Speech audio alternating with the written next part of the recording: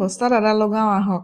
যোৱাবাৰ আচলতে মই 3টা বস্তাত লগাইছিলোঁ, তাৰে এটা বস্তাত বেছি ভাল হৈছিলে, প্ৰায় আধা কেজিমান ওলাইছিলে।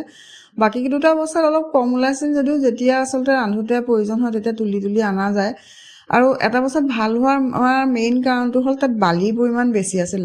সেইকাৰণে আচলতে গাৰ্ডেনিংটো এনেকুৱা বস্তু কৰি থাকিলেহে শিকা যায়। এইবাৰ সেইকাৰণে মাটিখিনি প্ৰস্তুত কৰোঁতে মই গোটেইকেইটা বস্তু সমান সমান পৰিমাণে লৈছোঁ। মাটি, বালি আৰু গোবৰ সমান সমানে পৰিমাণে লৈ পেলাই তাতে অলপ চূণ আৰু ছাই মিলাই মাটিখিনি ধুনীয়াকৈ মিলাই লৈছোঁ। আৰু বস্তাকেইটা ফিল আপ কৰিবলৈ কাৰণে মই এক টব জাবৰ দিছোঁ। জাবৰ মানে মই আগতে আলুত দিবলৈ অনা খেৰ আছিল, খেৰকে দিছোঁ। আপোনালোকে শুকান পাতো দিব পাৰে। আৰু এক টব মাটি, এক টব জাবৰ দি পেলাই তেনেকৈ লেয়াৰ লেয়াৰ কৰি পেলাই মই বস্তাকেইটা ফিল আপ কৰিছোঁ। আৰু আদাখিনি লগোৱাৰ পিছত মই এক টব মাটি দিছোঁ, তাৰ ওপৰত আকৌ মই শুকান পাতেদি ধুনীয়াকৈ মালচিং কৰি দিছোঁ। অলপ পানী ছটিয়াই দিছোঁ এতিয়া।